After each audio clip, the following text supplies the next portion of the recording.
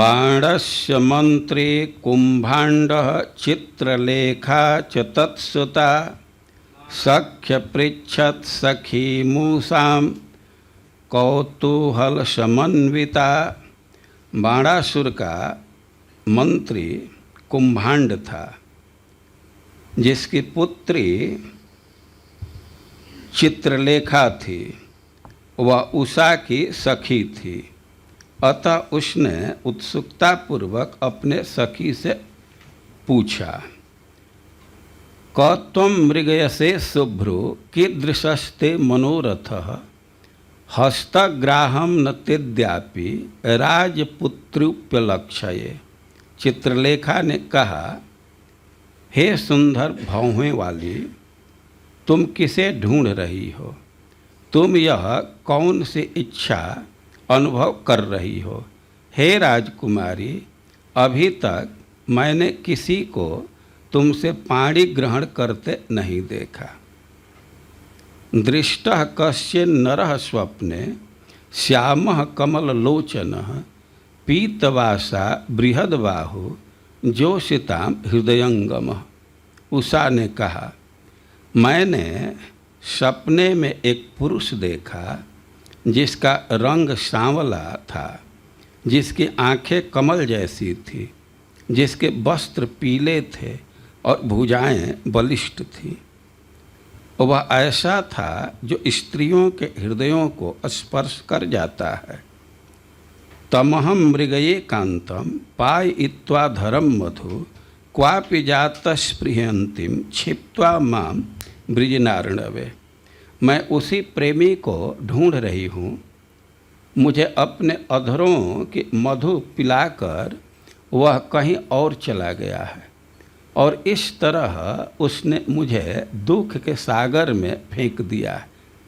मैं उसके लिए अत्यधिक लालायित हूँ।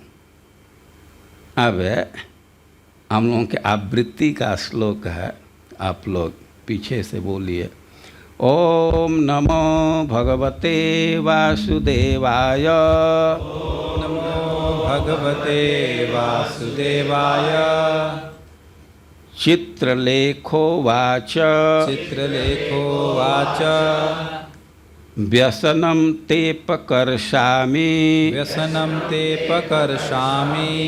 त्रिलोक्यां यदि भाव्यते। त्रिलोक्यां यदि भाव्यते। तमान्यस्ये वरं यस्ते। तमान्यस्ये नरं यस्ते। मनोहरता तमादिश। मनोहरता तमादिश। चित्रलेखोवाच। चित्रलेखोवाच। व्यसनं ते पकर्षामि। व्यसनं ते पकर्षामि। त्रिलोक्यां यदि भाव्यते। त्रिलोक्यां यदि भाव्यते। तमान्यस्ये वरं यस्ते। तमान्यस्ये नरं यस्ते। मनोहरता तमादिश। मनोहरता तमादिश। चित्रलेखोवाच। चित्रलेखोवाच। व्यसनं ते पकर्षामि।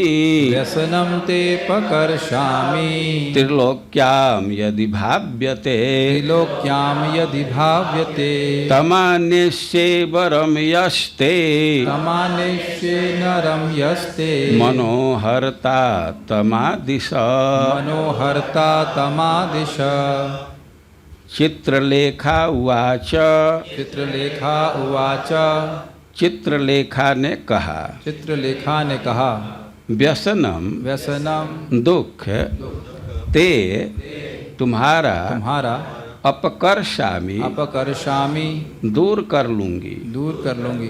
त्रिलोक्याम त्रिलोक्यां तीनों लोकों में तीनों लोकों में यदि यदि यदि यदि भाव्यते भाव्यते मिल पाएगा मिल पाएगा तम उसको अन्यस्य अन्यस्य लाऊंगी लाऊंगी। वरम होने वाले पति को यह जो ते तुम्हारा मन हृदय का हरता चोर तम उसको आदिश जरा संकेत तो करो। जरा संकेत तो करो।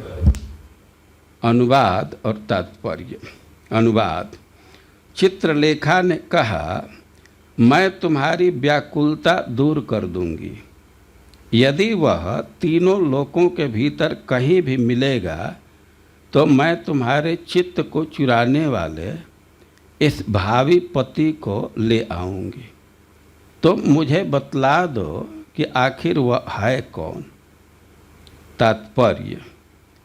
यह बात रुचिकर है कि चित्रलेखा का नाम ऐसी स्त्री का सूचक है जो चित्र बनाने में निपुण हो। चित्र का अर्थ है उत्तम या नाना प्रकार के, और लेखा का अर्थ है चित्र बनाने की कला। जैसा कि अगले श्लोक में बतलाया गया है कि चित्रलेखा अपने नाम को सार्थक कर देती है। जगत गुरु श्रील प्रभुपाद की।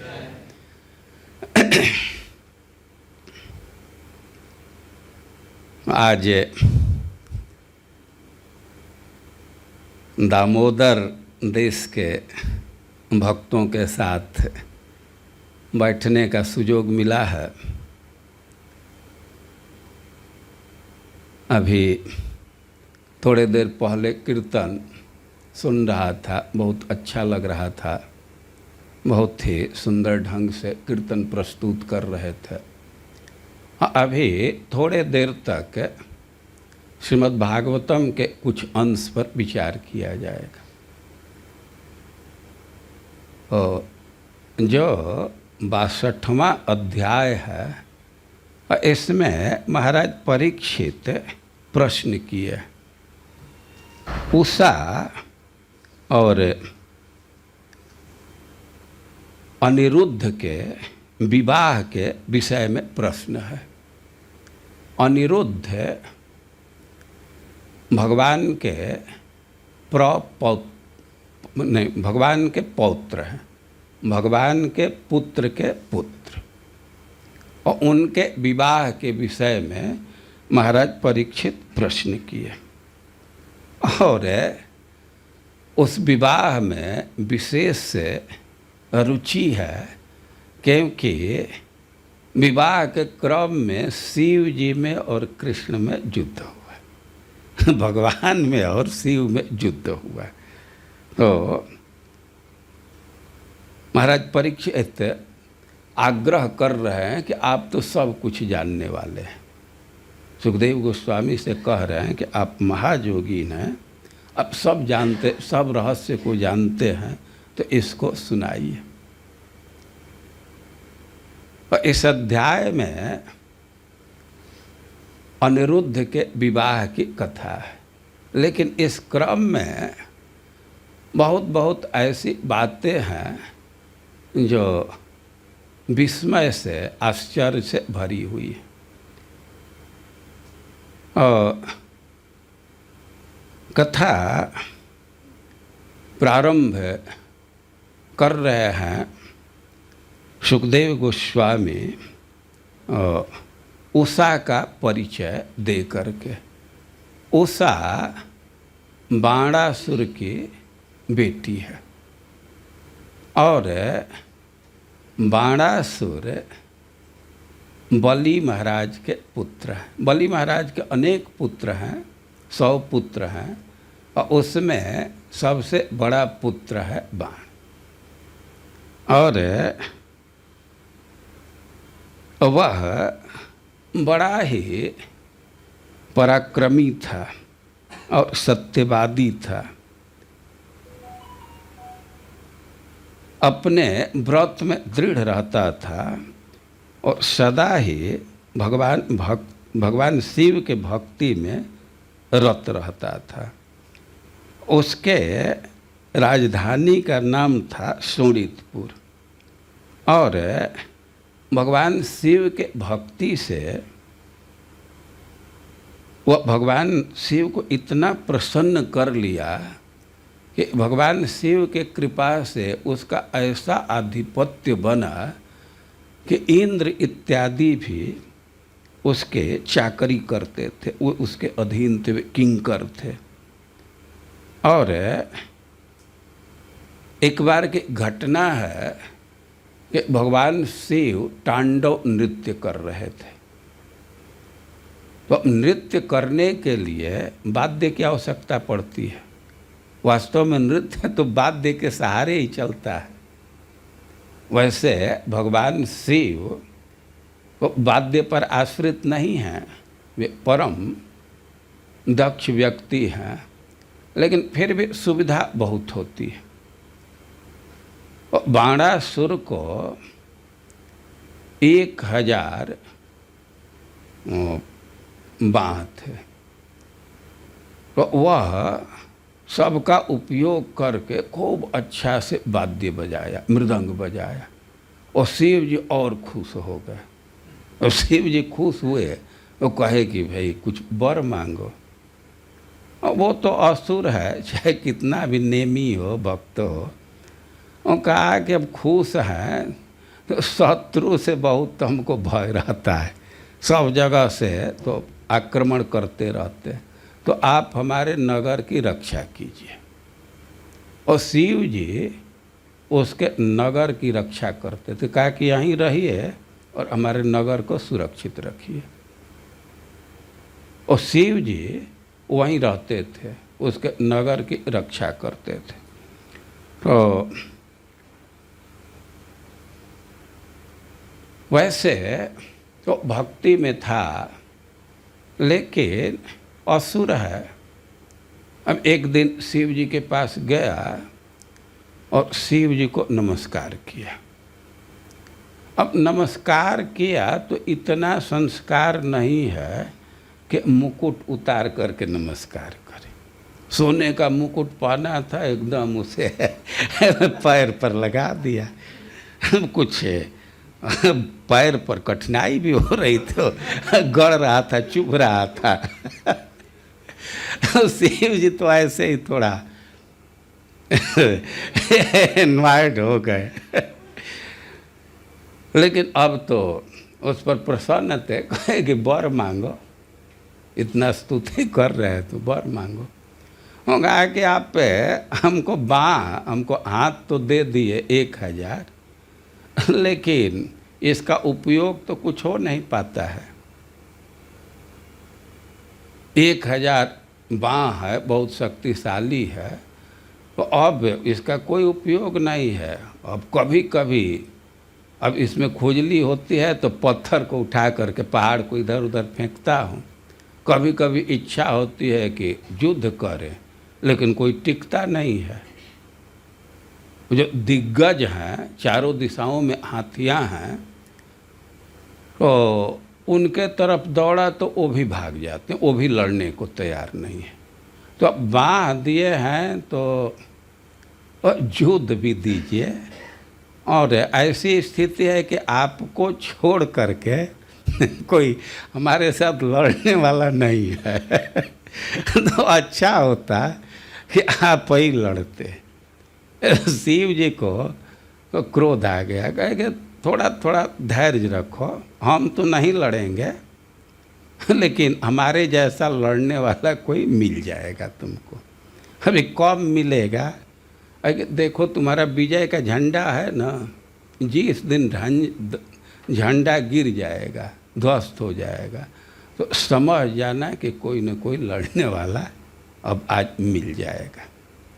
तो ऐसे उसको निवारित किए। अब उषा के विवाह की कथा को कह रहे हैं कि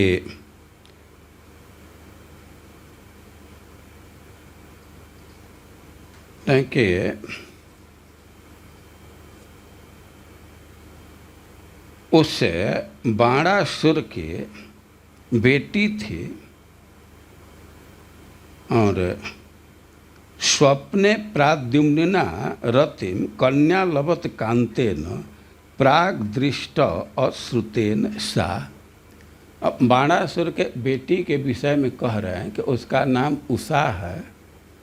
और एक दिन की घटना है कि वह स्वप्न में एक पुरुष के साथ प्राद्युम्निना, प्रद्युम्न के पुत्र के साथ, अनिरुद्ध के साथ संग की, रति विलास की। जो स्त्री पुरुष का परस्पर व्यवहार होता है, युवक ज्योति का व्यवहार होता है, उसमें संलग्न हो गई। अब उसके विषय में कह रहे हैं कि कन्या, अभी उसका विवाह नहीं हुआ है, लेकिन रतिम अलभत कांतेन प्राद्युम्निना, प्रद्युम्न के पुत्र उसके कांत हैं, प्रिय हैं, और उनसे वह रति सुख प्राप्त की। और रति सुख प्राप्त की, लेकिन स्वप्न में प्राप्त की। लेकिन अब स्वप्न के विषय में एक चीज कह रहे हैं कि ऐसे पुरुष से रति प्राप्त की कि प्राग अदृष्ट श्रुतेन सा, उसके विषय में कभी वह सुनी नहीं थी, कभी देखी नहीं थी। अभी सपना सब देखते हैं, और विवाह हुए उन्हें के पहले ही सपना में क्या क्या दृश्य का भी अनुभव कर लेते हैं। लेकिन प्राय देखा जाता है कि जिसके विषय में सुने हैं या जिसको कभी देखे हैं तो वही सपना में आते हैं। लेकिन अब इस घटना के विषय में कह रहे हैं कि प्राग अदृष्ट अश्रुत, प्राग अदृष्ट श्रुत, वे पहले कभी सुनी नहीं थी और कभी देखी नहीं थी। और इस विषय में एक आख्यान प्रचलित है जिसको कल आप लोग सुन चुके होंगे।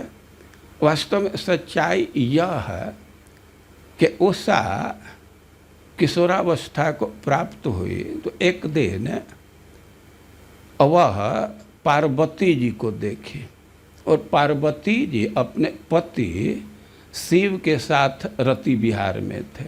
उनके साथ पार्वती जी अपने पति के साथ क्रीड़ा कर रही थी, विहार कर रही थी।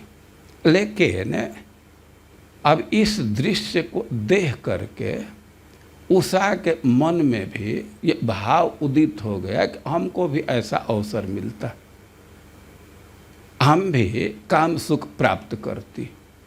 अब उसके मनोभाव को देख करके पार्वती जी उससे कहने लगी कि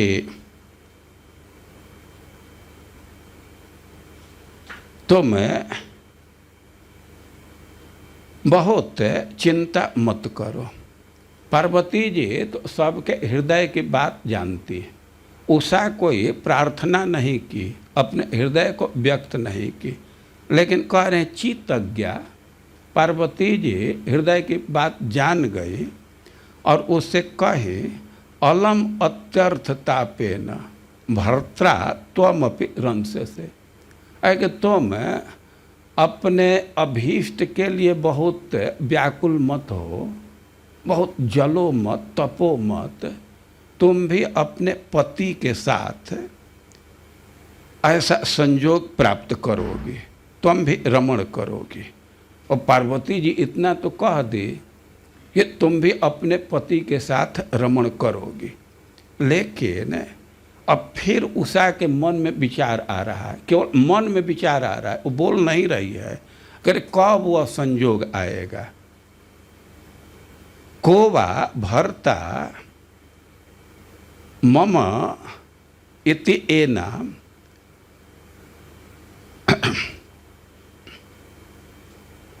तो पुनः रप्याह पार्वती। और उषा के मन में विचार आने लगा कि कौन हमारा पति होगा और कब हमको पति प्राप्त होगा। तो पार्वती उषा के संकल्प को समझ करके वे बोल दे कि वैशाख शुक्ल द्वादश्याम स्वप्ने भी भवम तव करिष्यति स ते भर्ता राजपुत्री भविष्यति। अरे के वैशाख महीने के शुक्ल पक्ष के द्वादशी तिथि को स्वप्न में जो व्यक्ति तुमको पराभूत कर देगा, तुम्हारे मन को आकृष्ट करेगा, तो उसी के साथ तुम रमण करोगे, वही तुम्हारा भर्ता होगा, वही तुम्हारा पति होगा। तो ऐसे पार्वती जी का आशीर्वाद था, पार्वती जी का वर था, इसलिए उनके संकल्प से, पार्वती जी के संकल्प से, उनके वर के प्रभाव से प्राग अदृष्ट श्रुतेन सा, उषा कभी अनिरुद्ध को देखी नहीं थी, कभी सुनी नहीं थी, लेकिन पार्वती जी का वरदान था, इसलिए वह स्वप्न में देखी। तो कह रहे हैं कि सा तत्र तम पश्यन्ति क्वासी कांतेति वादिनी सखीना मध्य उत्तस्थो बिह्वला व्रीडिता भृशम। वो स्वप्न में ही अनिरुद्ध से वह विहार कर रही थी, वह काम क्रीड़ा में संलग्न थी, और तब तक अनिरुद्ध गायब हो गए, सपना में ही वो तिरोहित हो गए। अब सपना में उनको नहीं देखी तो क्वासी कांतेति वादिनी, अब इतना विकल हुई कि उसके नींद खुल गई, वे जग गई, और जग गई तो सपना का ऐसा आवेश है कि वह प्रकट बोल रही है, हे पति तुम कहाँ चले गए, हमको छोड़ करके तुम कहाँ चले गए, कहाँ हो कहाँ हो, ऐसे कई एक बार वो बोल रही है। अभी तो सपना का आवेश है, लेकिन वो जगी तो देख रही है कि सखीना मध्य उत्तस्थ बिह्वला व्रीडिता भृशम। वो स्वप्न में इतना आवेश था कि उसी में थक चुकी थी, स्वप्न में क्लांत थी, बिह्वला थी, यह बहुत आतुर दिख रही थी और प्रकट आवाज दे रही थी, तुम कहाँ चले गए, कहाँ हो कहाँ हो। और तब तक उसका ध्यान गया कि हम तो अपने सखियों के बीच में हैं। वो अकेले नहीं सोई थी, अपने सखियों के साथ सोई थी और सपना देख रही थी। अब जागी तो उसको तो अनुभव हुआ कि मैं प्रकट बोल रही हूँ, और तब तक यह अनुभव की कि हम तो सखियों के बीच में हैं, तो अभी विवाह हुआ नहीं है, हे पति कहाँ हो, हम प्रियतम कहाँ हो कहाँ हो। अब यह अनुभव करके कि सखियाँ तो उपहास करेंगी, तो बहुत लज्जा अनुभव करने लगी कि तो हमसे बड़ी भूल हो गई, कम से कम बोलना नहीं चाहिए था। अब केवल बोलने की बात नहीं है, अब उसके सपना में विहार की थी, लेकिन उसका शरीर पर प्रभाव था, स्पष्ट प्रभाव दिख रहा था, शरीर शिथिल था, बिह्वल गति की कमी हो जाती है तो उसको बिह्वल कहते हैं। और अब कह रहे हैं कि बाणस्य मंत्री कुंभांड चित्रलेखा च तत्सुता सख्य पृच्छत सखी मूसाम कौतूहल समन्विता। देखिए, बाणासुर तो राजा है, लेकिन उसका मंत्री भी है, राजा है तो उसका मंत्री भी है। मंत्री का नाम है कुंभांड, बाणासुर के मंत्री का नाम है कुंभांड। कुंभांड का क्या अर्थ हुआ? कुंभ मतलब घड़ा, अंड मतलब गोला। तो लगता है कि उसका शरीर घड़ा के समान था, एकदम रिंग के समान गोल नहीं था। कोई कोई तो गोल जैसे रोटी है, रिंग है, तो वैसा नहीं, वो शरीर गोला था लेकिन कुंभ के समान, घड़ा के समान, तो इसलिए उसका नाम कुंभांड था। और उसकी पुत्री थी और उसका नाम है चित्रलेखा। चित्रलेखा नाम सार्थक है, वह बहुत बहुत प्रकार के चित्र बनाने में दक्ष थी। चित्र मतलब स्ट्रेंज, विचित्र, वंडरफुल। वो पेंटिंग में उसकी बहुत गति थी और बहुत बहुत प्रकार के चित्र बनाने में दक्ष थे, इसलिए उसका नाम था चित्रलेखा। और दोनों के पोजीशन में बहुत भारी अंतर है। उषा है राजा की पुत्री और चित्रलेखा है मंत्री की पुत्री। लेकिन ऐसा देखा जाता है कि जो साथ रहते हैं तो फ्रेंडशिप जुट जाता है, सख्य हो जाता है। तो दोनों में खूब गाढ़ दोस्ती थी, उषा में और चित्रलेखा में।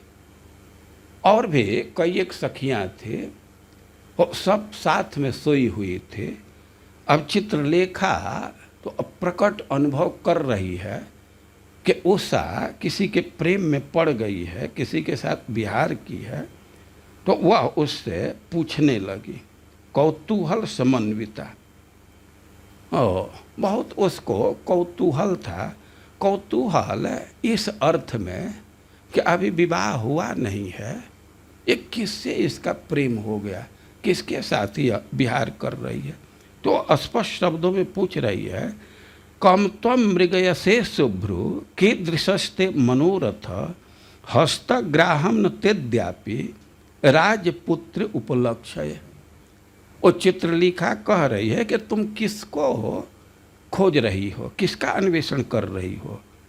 कीदृशस्ते मनोरथ, तुम जिसको चाह रही हो उसका स्वरूप क्या, वो कैसा है। और कह रही है कि विचित्र बात है, हस्तग्राहम न तेद्यापि राजपुत्र उपलक्ष्य। अभी तो तुम्हारा विवाह किसी के साथ हुआ नहीं, कोई तुम्हारा पाणी ग्रहण किया नहीं है। वो किसके लिए तुम इतना व्यग्र हो, किसको पुकार रही, किसको चाह रही हो, कुछ तो उसके विषय में बतलाओ। और कह रही है नहीं, वो जब ऐसे प्रश्न किए तो उषा कहने लगे कि दृष्टः कश्चित् नरः स्वप्ने श्यामः कमल लोचन। कि प्रकट विवाह तो नहीं हुआ है, पाणी ग्रहण नहीं हुआ है, लेकिन हम स्वप्न में किसी पुरुष को देखे। कश्चित् नरः स्वप्ने दृष्ट, हम स्वप्न में देखी।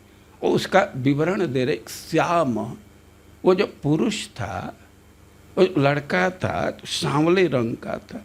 और कमल लोचन, उसकी आंखें बहुत सुंदर थे। उपलक्षण है कि रंग तो सांवला है लेकिन बहुत सुंदर था। पीतवासा, बृहद बाहु, उसके बाहें बहुत लंबी लंबी थी और पीताम्बर धारण किया हुआ था, पीला वस्त्र पहना था। जोशिताम हृदयंगम, उस व्यक्ति के विषय में कह रही है कि हमारे मन का ही वे हरण नहीं किया है, उसको कोई भी स्त्री देख लेगी और पसंद कर लेगी। वो किसी भी स्त्री के मन का हरण कर सकता है। वो स्त्रियों के लिए बहुत आकर्षक है, बहुत रोचक है। तो तमहम मृगये कांतम पाय इत्वा धरम मधु क्वापि जात स्पृहंति छित्वा माम ब्रिजनार्णवे। उषा कहने लगी कि मैं उसी का अन्वेषण करे, उसी को चाह रही हूँ। वह तो स्वप्न में हमारे साथ संग किया, अपना अधर रस दिया, बहुत सुखद स्थिति थी। लेकिन अभी मैं तृप्त नहीं हुई थी, तभी क्वापि जात स्पृहंति, हमारी तो स्पृहा बनी हुई थी कि और उसके साथ रहे, और तब तक छोड़ करके कहीं दूसरे जगह चला गया। छिप्त्वा माम ब्रिजनार्णवे, हमको तो बहुत भारी दुख में डाल करके, दुख के समुद्र में डाल करके, और वह कहीं चला गया। अब इस प्रकार उषा अपनी स्थिति को बतला दी। देखिए, यद्यपि उसका विवाह नहीं हुआ है, लेकिन चित्रलेखा से इतना गाढ़ दोस्ती है, इतना क्लोज फ्रेंड है कि उससे कहने में उसको कुछ भी संकोच नहीं है। निसंकोच अपनी बात को कह दी। और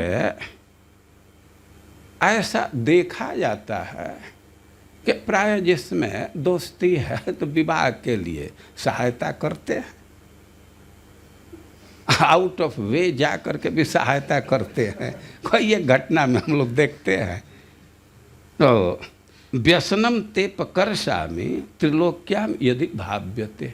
अब चित्रलेखा भी बड़े ही अधिकार के साथ कह रही है कि त्रिलोकी में कहीं भी वह होगा तो व्यसनम ते पकर्षामि, तुम्हारे दुख को मैं दूर कर दूंगा।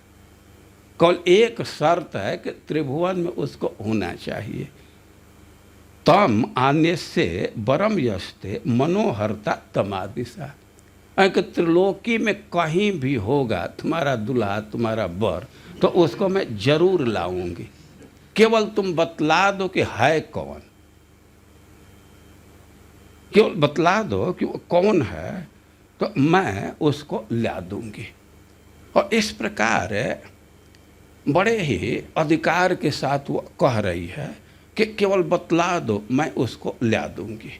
अब एक प्रश्न होगा कि चित्रलेखा इतना कैसे वो बोल रही है, इतना अधिकार पूर्वक कैसे बोल रही है कि त्रिभुवन में कहीं भी होगा कोई भी होगा मैं उसको ला दूंगी। और कोई ऐसा नहीं है कि झूठा क्लेम कर रही। आप आगे की घटना को पढ़ेंगे तो ला दी, और कहाँ से लाई? द्वारिका से। और वह व्यक्ति कौन निकला? भगवान का पौत्र। और द्वारका जिसके विषय में कहा गया है कि कृष्ण पालिता, कृष्ण ही उसकी रक्षा करते हैं। आप श्रीमद् भागवतम पढ़ेंगे एकादश स्कंध के प्रारंभ में ही गोविंद भुजगुप्ताय, भगवान व्यक्तिगत रूप से रक्षा करते हैं। और वहाँ से उठा करके वो ले आई। पहचान जब ही प्राप्त हुआ तो चित्रलेखा द्वारका में जा करके और सोए अवस्था में ही अनिरुद्ध को शोणितपुर में ला करके स्थापित कर दी, उषा को प्रदान कर दी। अब एक बहुत भारी प्रश्न होता है।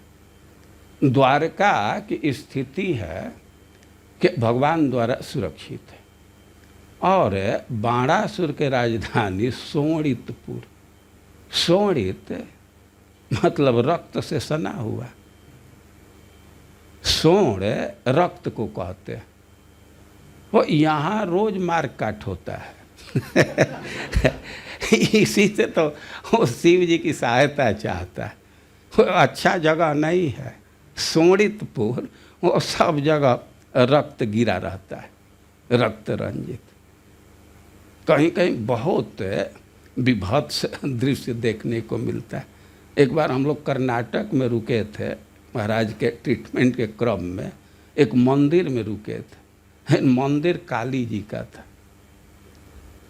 तो वहाँ का नियम था कि अमावस्या की रात्रि में बहुत बकरा काटते थे। एक दिन मैं सुबह जग करके उधर गया मंदिर के प्रांगण में, और देखा कि कई एक जगह खून गिरा हुआ उसका लगा हुआ, एकदम ताज़ा ताज़ा खून। हाँ, बहुत खराब लग रहा था। शोणितपुर कुछ ऐसा ही दृश्य दे रहा है जो खून से भरा हो। और वहाँ गई, द्वारका में गई, और अनिरुद्ध को सोए अवस्था में उठा करके और शोणितपुर में ला करके रख दी। और इतनी शक्ति है, वो अब आश्चर्य होता है और एक कौतुक मन में आता है कि ये कहाँ से शक्ति आ गई।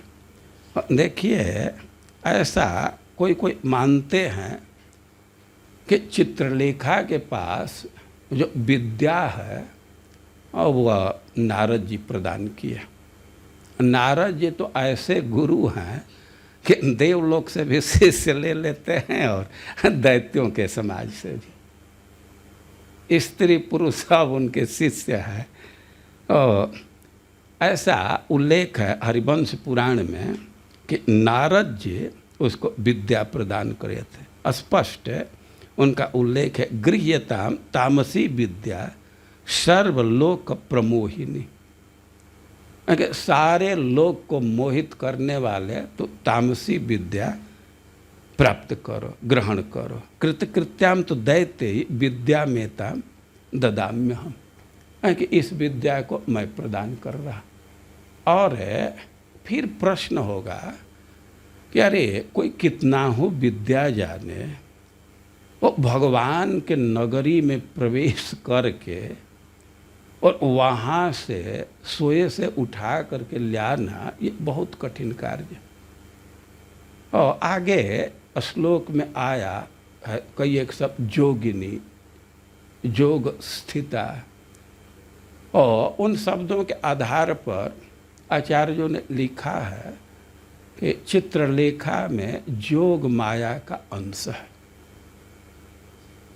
जोग माया जो भगवान की शक्ति है तो उसका अंश है चित्रलेखा में। समय क्लास का समाप्त हो रहा है और कई एक बातें हैं, लेकिन हम एक दो बात और कहना चाहते हैं। एक थोड़ा विचार कीजिए कि अनिरुद्ध को उठा करके लाया गया और केवल ला करके रखे ही नहीं, बाणासुर उनको अरेस्ट कर लिया। ये सब घटनाएं बाद में आप सुनेंगे। वो अनिरुद्ध शब्द क्या है? अनिरुद्ध, जिसका निरोध न किया जा सके, जिसको अरेस्ट न किया जा सके, और उसको भी अरेस्ट किया गया। भाई क्यों ऐसा कर दिया? वो बाणासुर का परिचय सुने कि बलि महाराज का पुत्र है। बलि महाराज के साथ भगवान क्या व्यवहार किए थे,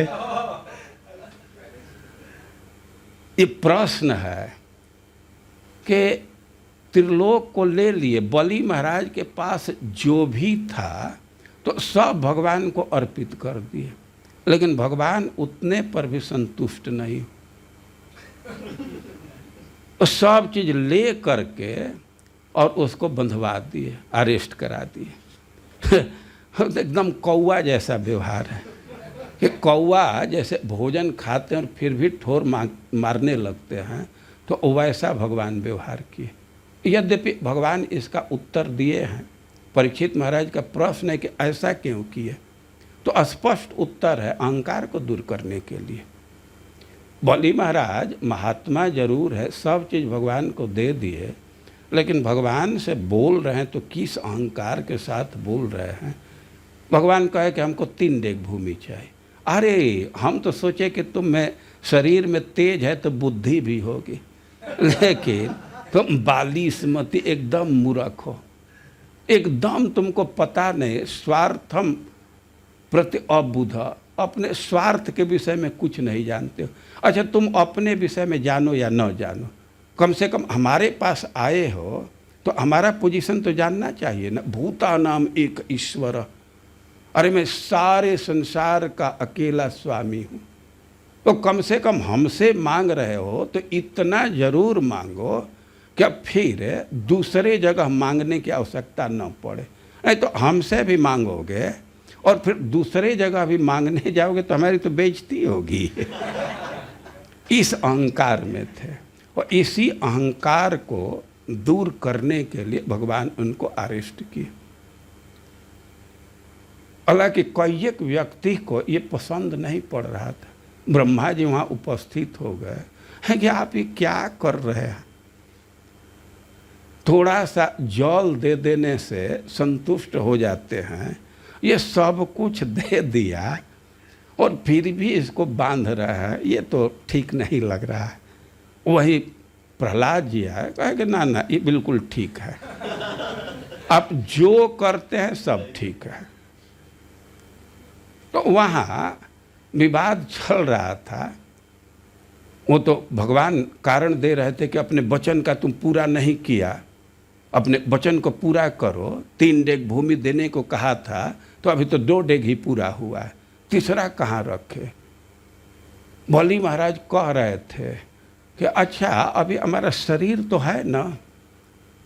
वो गणित, वैदिक गणित के अनुसार बोल रहे थे कि कम से कम धन से दूना तो धनी का कीमत होता है, यह इक्वेशन है। धन से कम दूना कीमत धन वाले का है।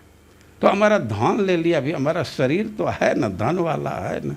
वहीं बलि महाराज की पत्नी थी कि जा, अभी भी बुद्धि नहीं खुली, इतना ज्ञान नहीं है, अभी शरीर को अपना करे। अरे नहीं ज्ञान है कि सब भगवान का क्रीड़ा का साधन है, अपना कुछ नहीं है।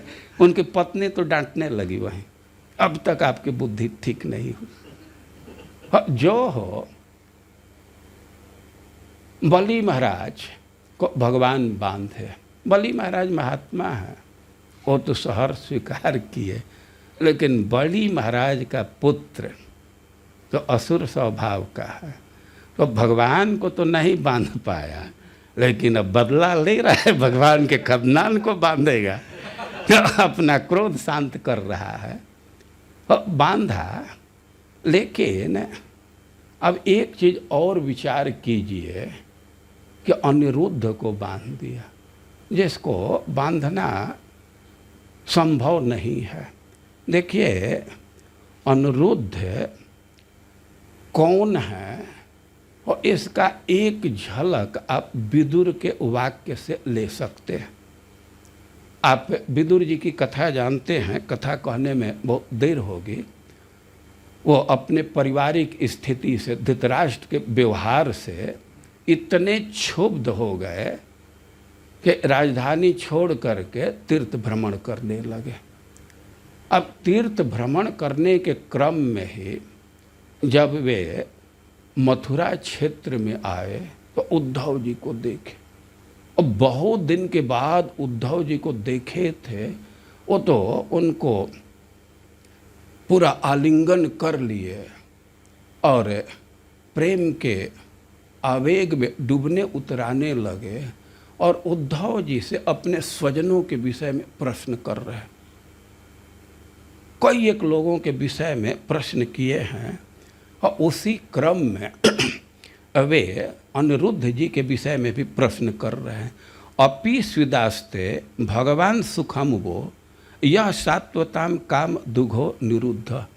भगवान अनिरुद्ध कुशल पूर्वक है ना। अनिरुद्ध जी के लिए सीधे शब्द दे रहे भगवान, और कह रहे हैं कि यह वह सात्वताम काम दुघ। अनिरुद्ध जी का परिचय दे रहे हैं कि वह व्यक्ति हैं जो आप भक्तों के सारे मनोरथ को पूर्ण करने वाले, और वह सात्वता, या आप यादवों के मनोरथ को पूर्ण करने वाले। और जमा मनंती स्म शब्द जोनिम मनोमयम तत्वतुरीय तत्वम सत्वतुरीय तत्वम। और कह रहे हैं कि वेद जिनको मनोमय मानते हैं, मतलब मन के प्रवर्तक मानते हैं, और चतुर्व्यूह में वही तुरीय तत्व, चौथा व्यक्तित्व वे हैं। आप चतुर्व्यूह जानते हैं, वासुदेव, संकर्षण, प्रद्युम्न और अनिरुद्ध। और इनके विषय में कह रहे हैं कि मनोमयम, यही मन के अधिष्ठात्री देव हैं। और इनके विषय में एक बात कह रहे हैं कि शब्द जोनि, जोनि जहाँ से कोई प्रकट होता है तो उद्गम स्थान को जोनि कहते हैं। और कोई भी शब्द है तो वह अनिरुद्ध से उत्पन्न हुआ, वही उसके मूल कारण है। यह एक परिचय दे रहा है। और शब्द प्राय वेद के लिए कहते हैं। वो अनिरुद्ध जी वेद के प्रवर्तक हैं, वेद उन्हीं से निकला है, यह अर्थ है। या शब्द जोनि ऐसे सामान्य रूप में लें तो कोई भी शब्द है तो प्रकट होता है अनिरुद्ध जी से। वे शब्द आप लोग सुनते हैं ना, तो ये शब्द के उत्पत्ति मन से होती है। ऐसा वेद में कई एक जगह आया है कि मन प्राग रूपम और गिर उत्तर रूपम। ये जो हम लोग शब्द सुन रहे हैं, शब्द निकल रहा है, तो यह तो फाइनल पोजीशन, फाइनल रूप है, फाइनल शेप है। उसका जो प्राइमरी शेप है तो मन है। कोई भी शब्द निकल रहा है तो मन से ही निकल रहा, मूल मन है, और मन के प्रवर्तक अनिरुद्ध जी हैं, तो इसलिए इनको शब्द जोनि कहा गया। मन पूर्व रूपम वाग उत्तर रूपम। कोई भी शब्द सुन रहे हैं तो उसका प्रारंभिक रूप मन ही है। अब यही बढ़ते बढ़ते विकृत होते बदलते हुए वाणी के रूप में आ रहा है। और मन के प्रवर्तक हैं अनिरुद्ध जी, इसीलिए उनको शब्द जोनि कहा गया है। देखिए, सिद्धांत समझना चाहिए कि कैसे मन से शब्द की उत्पत्ति होती है। कई एक लोगों को ये बात समझ में नहीं आ रही होगी कि शब्द और मन में क्या रिलेशन है। और सिद्धांत समझना चाहिए, मन कायाग्नि माहंती। ये शरीर में अग्नि तत्व है, तो उसको क्लिक करता है, उसको किक करता है मन। देखिए, आप लोग मोटरसाइकिल चलाते हैं, पहले वो क्या किक मारते हैं ना, अभी तो बटन हो गया, तो वो किस लिए? आग को चालू करने के लिए।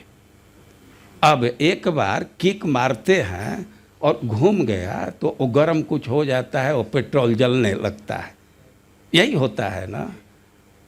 अब इसके बाद तो क्या क्या चक्का घूमने लगता है जो, लेकिन प्रथम एक बार पैर से किक मारते रहते हैं ना। तो उसी तरह कोई भी साउंड आ रहा है तो शरीर में आग तत्व है, तो वह प्रभावी होता है। लेकिन वह प्रभावी कब होता है? जब उसको मन प्रेरित करता है। तो मन कायाग्नि माहंती सप्रेरयति मारुतम। अब जब मन प्रेरित किया, उस पर आघात किया, अग्नि तत्व पर क्लिक किया, तो अग्नि तत्व अब वायु को प्रेरित करती है। और मारुतस तुलसी चरण मंद्रम जनयति स्वरम। अब वायु पर आग का प्रभाव हुआ, भाई आग से वायु प्रभावित हो जाते हैं, आंधी आता है, तूफान आता है, तो आग का रिलेशन आप लोग जानते हैं ना। तो अब नीचे के मूलाधार अधिष्ठान पर अग्नि को प्रभावित किया गया, तो अग्नि के प्रभाव से अब वायु में संचरण होता है। तो मारुतः तुलसी चरण, अब नीचे से वायु ऊपर के तरफ आता है, उरसी वक्षस्थल के तरफ से आ करके और मंद्रम जनयति स्वर। और वही वायु जब कंठ में या तालु में इस क्षेत्र में आता है तो अब स्पष्ट स्वर आप सुनते हैं। श्रीमद् भागवतम में इसका विवरण दिया गया है। हम लोग तो ये शब्द सुनते बैखरी रूप है, लेकिन उसके पहले भी सूक्ष्म रूप है, परा, पश्यन्ति, मध्यमा, ये सब है।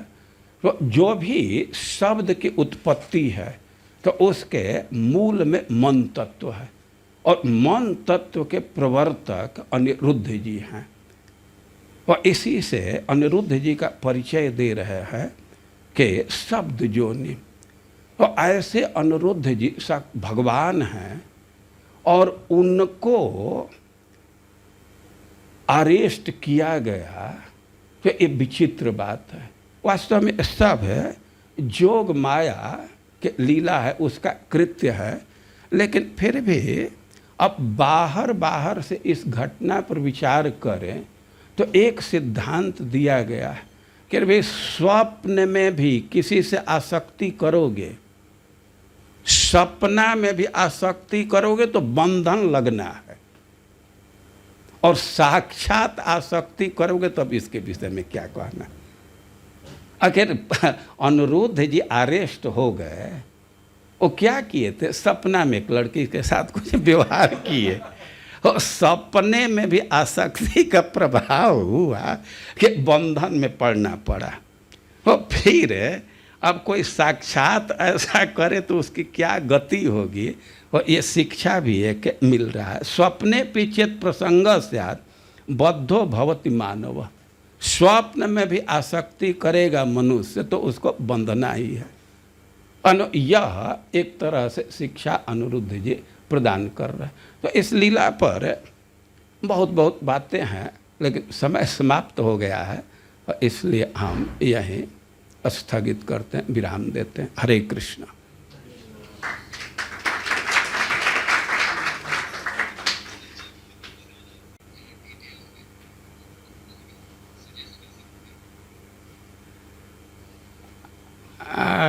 हम लोग तो भागवतम में ही जो कमेंट्री में श्लोक उद्धृत किया गया है तो उसी के आधार पर कुछ बोलते हैं, कोई व्यवस्थित अध्ययन नहीं है। लेकिन फिर भी इस विषय में तो बहुत बहुत ग्रंथ है। तो व्याकरण का कुछ अंश है, उसमें उच्चारण के विषय में सब एक एक वर्णन है। ये श्रीमद् भागवतम के भी एकादश स्कंद के 12वें अध्याय में वहाँ डिटेल में दिया गया है और कुछ चीज़ तो श्लोक में ही स्पष्ट है और चीज़ श्रीधर स्वामी के टीका में स्पष्ट किया गया। और वहाँ कई एक चीज़ प्राप्त हो जाता है। अब इसको अलग से पढ़ना हो तो व्याकरण ग्रंथ का सहयोग लेना पड़ेगा। हम लोग तो छिटफिट जहाँ श्लोक में उल्लेख है, आचार्य लोग कुछ लिखे हैं तो उसी को पढ़ करके बोल देते हैं। कोई बहुत इस विषय में मास्टरी नहीं है। जो संस्कृत के जानकार हों उनसे पूछना चाहिए। हाँ वहाँ कैसे बैखरी के रूप में स्वर आता है वो विवरण दिया गया, भगवान का क्या रिलेशन है सब उसको दिया गया। देखिए इनका प्रश्न है कि हम लोग शब्द से बहुत रचना कर देते हैं या बंधन ले लेते हैं, तो क्या निकलने के लिए हरे कृष्ण का जप वैसा ही है। देखिए शब्द के विषय में स्पष्ट समझना चाहिए कि कुछ शब्द प्राकृत हैं और कुछ शब्द अप्राकृत हैं। ये जो प्राकृत शब्द है तो उसका तो कंट्रोल हमारे अंदर है, हम उसको अपने कंट्रोल से निकालते हैं, बोलते हैं, जो करें। लेकिन जो महामंत्र है, भगवान का नाम है, तो हमारे कंट्रोल से नहीं है। जैसे कोई माता पिता है और पुत्र उत्पन्न करते हैं, तो यद्यपि पूरा उनका कंट्रोल नहीं है, उस पर भी भगवान का ही कंट्रोल है, लेकिन वे पुत्र उत्पन्न करते हैं, पुत्री उत्पन्न करते हैं। लेकिन किसी किसी के गर्भ से भगवान आते हैं तो माता पिता उनको उत्पन्न नहीं करते हैं, भगवान अपनी इच्छा से उसके गर्भ में आ जाते हैं। और उसी तरह ये जो संसार का शब्द है जिसको हम बोलते हैं, अनाप शनाप बोलते रहते हैं, गाते रहते हैं, तो बंधन जरूर करता है, वही बांधता है।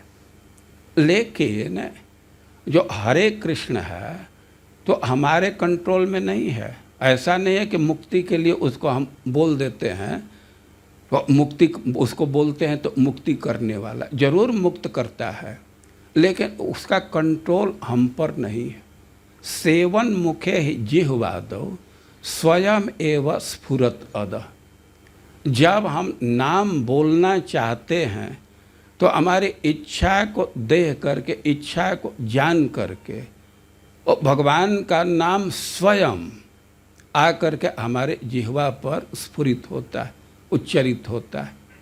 कि भगवान का नाम बोलना टोटल हमारे अधीन नहीं है। तो संसार के जो शब्द हैं और भगवान का नाम है, इसमें फंडामेंटल डिफरेंस है। ये दोनों स्वरूपतः अलग अलग चीज़ हैं और उस पर हमारा एक ही कंट्रोल है कि हम इच्छा कर सकते हैं। हम इच्छा करते हैं तो कृपा करके नाम उस पर आ जाता है। और जो प्राकृत शब्द में बंधन करने की शक्ति है, उससे करोड़ों करोड़ों गुना, अनंत गुना अधिक शक्ति भगवान के नाम में मुक्ति करने की, क्योंकि वो तत्व अलौकिक है, विलक्षण है और दोनों को एक जैसा नहीं देख सकते। कुछ समझ में आ रहा तो ठीक है, नहीं कुछ कठिनाई हो तो और प्रश्न करेंगे तो हम इसको क्लियर करेंगे। हाँ, इच्छा मूल कारण है। इच्छा करने से ही कृपा करके भगवान का नाम हमारे जिह्वा पर आ जाता और उसकी शक्ति अनंत है।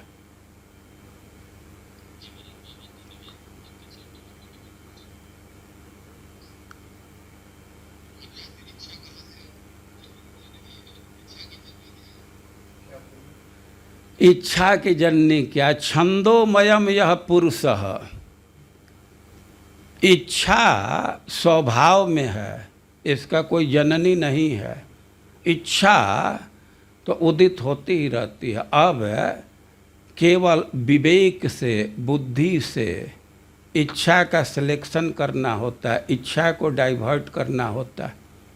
कौन ऐसा व्यक्ति है जिसके मन में इच्छा उदित नहीं हो रहा, इच्छा से रहित हो? ऐसा संभव ही नहीं है।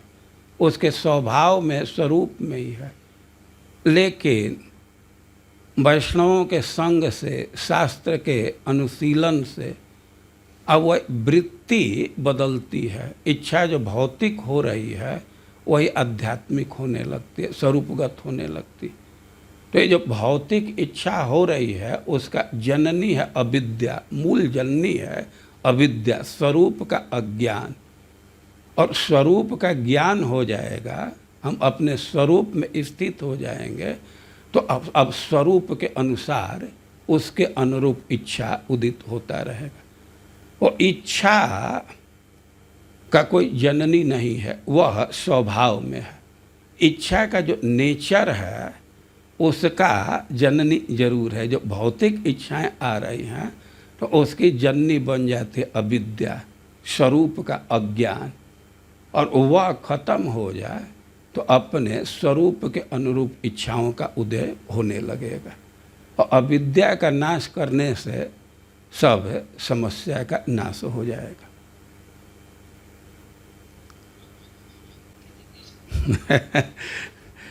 तो हम लोग तो सूगा जैसा है ना, आचार्य लोग जितना लिखे उसको पढ़ दिए। अब उस पर आप जो पब्लिशर हैं उनको लिखेंगे मैसेज वैसेज तो वो लोग बतलाएंगे, कुछ करेंगे, या बाद में कभी हम भी देख करके बतला सकते हैं, खोज करके। अभी तो उधर हम नहीं देख पाए, किसी से पूछ करके या खोज करके मैं भी बतला सकता हूँ बाद में कभी, अभी नहीं बता।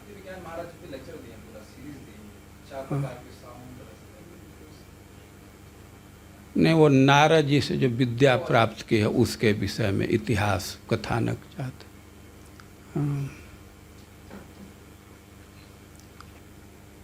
हाँ, लिख तो यही रहे हैं श्रीपाद वल्लभाचार्य जी, स्वप्ने पिचेत प्रसंग स्यात् बद्धो भवति मानव। स्वप्न में भी आसक्ति करते हैं और उसका बंधन लगता है। ध्यान देना चाहिए कि आसक्ति की बात कह रहे हैं। पुण्य पाप के विषय में शायद ये सिद्धांत नहीं लागू होता है कलयुग में। कोई मन से पाप करता है, कोई कुकृत्य किया तो उस पर पाप तो नहीं लगता है, लेकिन कहीं आसक्ति होने से बंधन लगता है। अब बंधन का जो स्वरूप हो, जो स्तर हो, लेकिन श्लोक तो स्पष्ट कह रहा है कि स्वप्ने पीचेत प्रसंग स्यात् बद्धो भवति मानव। यदि स्वप्न में भी आसक्ति होती है तो मनुष्य बंध जाता है। हम जब तक प्रकट एक्टिविटी नहीं करेंगे तो उसका पाप नहीं लगेगा, लेकिन उसका यह अर्थ नहीं है ना कि चित्त भी प्रभावित नहीं होगा। चित्त पर प्रभाव तो आता है, आपको नरक न जाना पड़े वो दूसरी बात है, लेकिन दूसरे के विषय में अनर्थ सोचते रहें तो भक्ति के प्रतिकूल चित्त का निर्माण तो जरूर होगा, वो अनुकूल तो नहीं होगा। और इसी से कहा जाता है ना कि मन से भी किसी का अपकार नहीं करना चाहिए। मन से खास करके दूसरे को दुख देने का कोई योजना करता है तो उसका फल भी आ जाता है। जब सुनीति ध्रुव को गोद में उठाई तो प्रथम वाक्य बोल रही है, माँ मंगलम तात परेश मंस्था भूंगते जनो यत पर दुख दस्तक। हे बेटा, तुम मन से भी दूसरे को अपकार मत सोचो, क्योंकि मन से भी अब दूसरे को दुख देने को सोचते हैं तो हमारे चित्त की वृत्ति तो बिगड़ती है। ऐसा नहीं है कि चित्त पर कुछ असर नहीं पड़ेगा। यह जो बात कही जाती है कि कलयुग में मन से पाप नहीं होता, तो इतना ही उसका अर्थ है कि अब मन से कुछ बुरा कार्य कर रहे हैं तो प्रकट उसका दंड नहीं भोगना पड़ेगा, और पुण्य यदि करते हैं तो उसका फल आ जाएगा, उसका लाभ मिल जाएगा। लेकिन अब एकदम चित्त पर भी कुछ प्रभाव न पड़ता हो तो ऐसा तो कम से कम इस श्लोक के अनुसार नहीं है। चित्त तो जरूर दूषित होता है। दिन भर अब सोचते रहें वैष्णवों के विरुद्ध में या और चीज़, तो अब जप में आनंद आवे तो ऐसा तो नहीं लग रहा है, वो आनंद तो बाधित हो जाएगा। ऐसा नहीं है कि एकदम थोड़ा भी प्रभाव नहीं पड़ता है, उसका प्रकट दंड इत्यादि नहीं भोगना पड़ता। इसी से सलाह दी जाती है कि मन से भी एवॉइड करना चाहिए। प्रैक्टिकल एवॉइडेंस तो है ही है, मन से भी एवॉइड करना चाहिए। कुछ कुछ उसका असर आता है, चित्त पर उसका असर आ जाता है, और बंधन इत्यादि तो चित्त की ही वृत्ति है। तो किसी चीज़ निकालने के कई एक विधि है ना। कहीं कहीं बहुत गंदगी है तो जोर से पानी का फोर्स देते हैं, उसी से गंदगी निकल जाती है। खास करके चित्त के विषय में तो मोबाइल इत्यादि से समझना चाहिए। वो बॉक्स, उसमें भी मैसेज बॉक्स होता है ना, तो अब मैसेज बॉक्स में कोई एक मैसेज है, लेकिन दूसरा कोई एक मैसेज आ जाता है तो कोई एक निकल जाता है उससे। अब जिसकी जैसी क्षमता हो, तो ये जो पुत्र परिवार की आसक्ति है और इसको निकालने का सबसे अच्छा उपाय है कि भगवान और भगवान से संबंधित वस्तु या व्यक्ति में आसक्ति को बढ़ा लिया जाए। श्रील प्रभुपाद जी खास करके गृहस्थों के लिए संस्तुति किए हैं कि भगवान की सेवा करनी चाहिए, अर्चा विग्रह की सेवा करनी चाहिए, और उसमें कई एक लाभ है। तो एक महत्वपूर्ण लाभ की चर्चा किए हैं कि व्यक्ति सोशल रिलेशन से कटने लगता है। अब भगवान की सेवा की इतनी चिंता रहती है और समय का बंधन होता है, कोई क्लब में जाना और दूसरे जाना उसका कम हो जाता है। और सबसे सुगम और सुखद विधि यही है कि भगवान और भगवान से संबंधित वस्तु और व्यक्ति में आसक्ति को बढ़ाना चाहिए। तो स्वतः ही पुत्र परिवार का आसक्ति कम हो जाएगा। या अब भगवान को सेंटर में ला दिए और पुत्र परिवार की आसक्ति भी कोई घातक नहीं है, कोई निगेटिव प्रभाव नहीं डालेगा।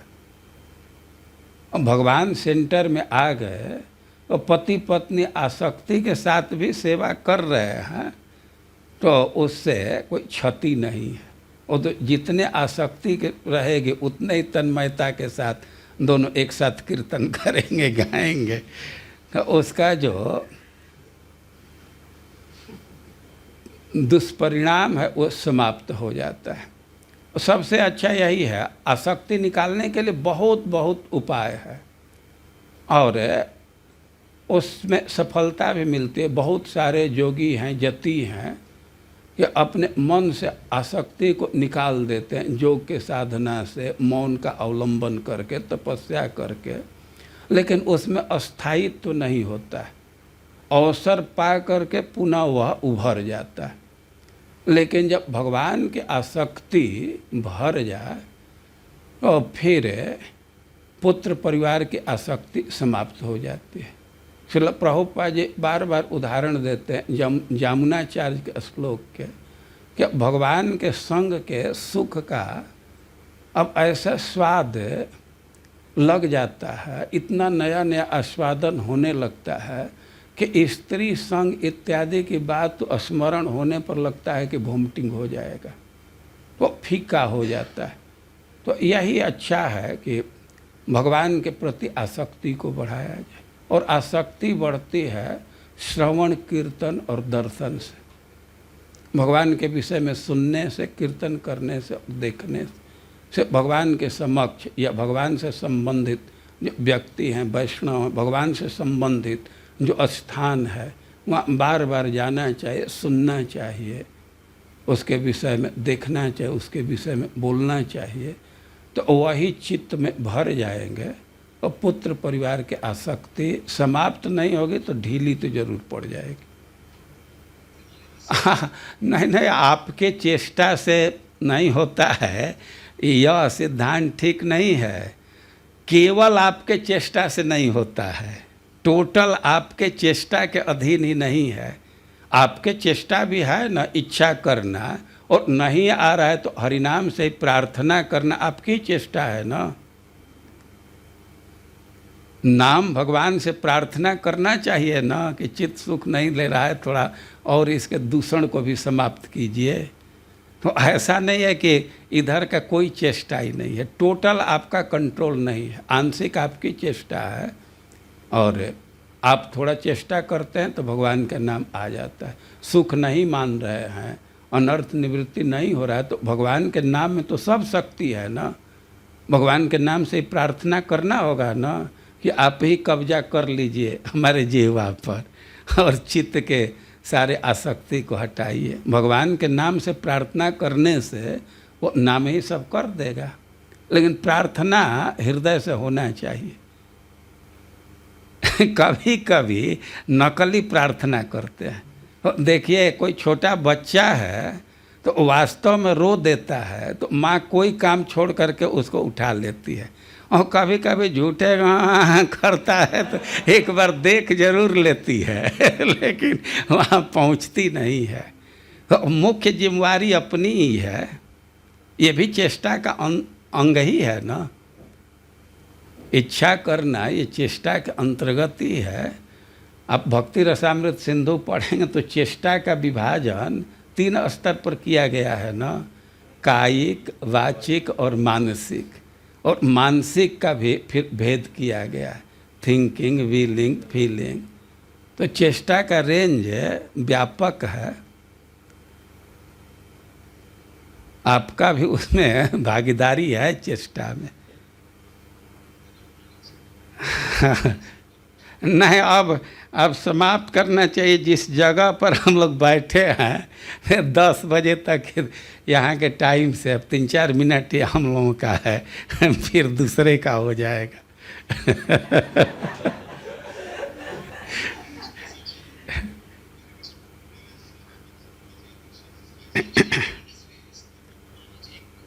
हाँ, ठीक है, ठीक है।